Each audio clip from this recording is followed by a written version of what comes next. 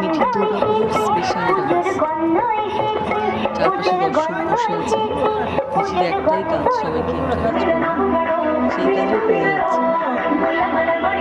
প্রথম থেকে শেষ অবধি যারা ডান্সার সবাইকে এনকারেজ করছে।